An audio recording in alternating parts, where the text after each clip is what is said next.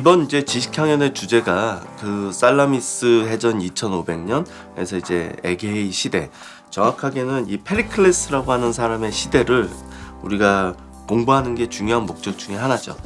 페리클레스는 어떻게 보면 리더십의 하나의 전형이고요. 뭐 모범이라고 할 수 있고 이상이라고도 할 수 있죠. 가장 위대한 민주주의의 지도자다.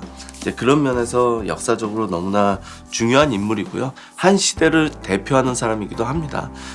이 사람 때 그리스 민주주의, 아테네 민주주의는 절정에 달했고요. 그리고 이 사람 때 아테네는 제국을 향해서 나아가기 시작하는 거죠. 그래서 오늘날 우리가 기억하고 있는 그리스 문명의 금자탑이 딱 절정에 올랐을 때가 바로 페리클레스 시대입니다.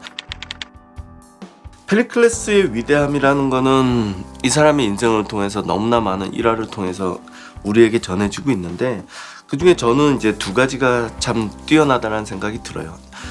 대부분 민주주의라고 하면 많은 사람들이 착각하는 게 민주주의는 하향 평준화다라는 얘기를 많이 하거든요.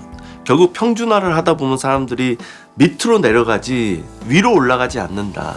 근데 이 페리클레스는 민주주의라는 게 절대 하향 평준화라는 생각을 하지 않았어요. 민주주의란 모든 개개인을 더 높이 올리는 체제다. 그러니까 처음부터 밑으로 내려간다는 생각은 없는 겁니다.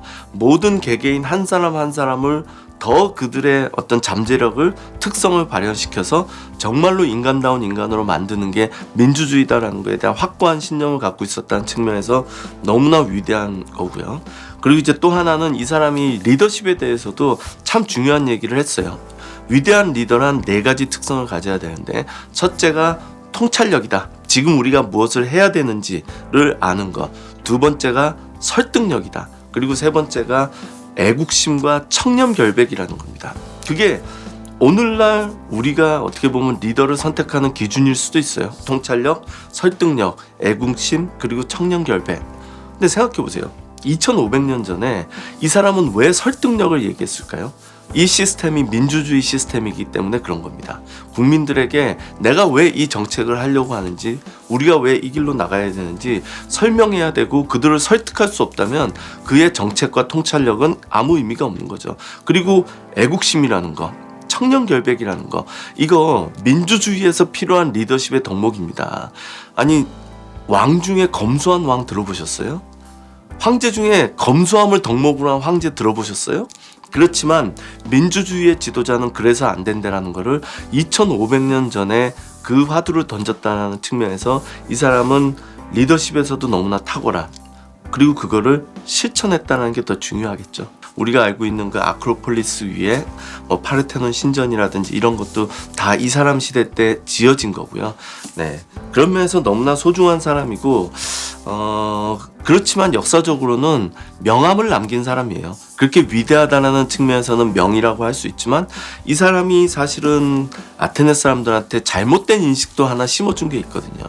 페리클레스는 정말로 드문 유형이에요. 그러니까 리더가 이렇게 훌륭하기가 참 쉽지 않은데, 페리클레스의 30년 시대를 겪으면서 아테네 사람들이 착각한 건 자기들의 리더는 대부분 이렇게 훌륭할 거다라는 착각이죠.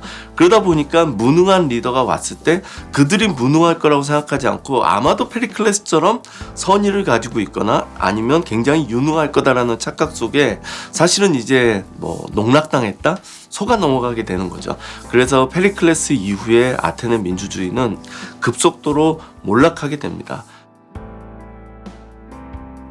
여기서 이제 우리가 또 로마인의 이야기를 하지 않을 수가 없는데, 이 당시가 이제 로마도 굉장히 이제 태동기였어요. 근데 그때 로마 사람들도 법이라는 게 굉장히 중요하다고 생각해서 법을 만들기 위해서 글로벌하게 스타디를 합니다. 그리스 시대, 그러니까 에게해를 중심으로 한 지중해 시대에 가장 정치 제도가 탁월한 곳이 어디냐? 아테네다. 그럼 우리 아테네에 가서 좀 배워와야겠다. 그래서 원로원 의원들을 파견하고요. 원로원 의원들이 거기에 가서 페리클레스가 지배하던 아테네를 1년 동안 스타디를 하고 돌아옵니다. 그리고 원로원에다 뭐라고 보고를 했냐? 이 아테네의 민주주의는 우리가 본받을 만한 바가 못 된다. 왜냐하면 페리클라스라고 하는 너무나 탁월한 리더가 있기 때문에 작동하는 게 아테네 민주주의지, 이 사람이 사라지고 나면 아테네 민주주의는 오늘날과 같지 않을 거다. 그러니까 우리는 한 사람의 탁월한 지도자한테 기대기보다는 시스템으로 돌아가는 나라를 만들어야 될 것 같다 라고 했다라는 거예요. 어떻게 보면 아이러니하게도 이 사람의 위대함이 로마에게는 새로운 또 다른 어떤 경고로 받아들여졌고, 그들은 그렇게 시스템을 만들었기 때문에 아테네 민주주의는 페리클레스 이후에 망했지만, 그 길을 가지 않은 다른 길을, 시스템으로 인해서 리더를 뽑는 길을 갔던 로마는 훨씬 오래 살아남았고 훨씬 거대한 제국을 만들었던 이제 그런 역사적 경험을 갖고 있는 거죠.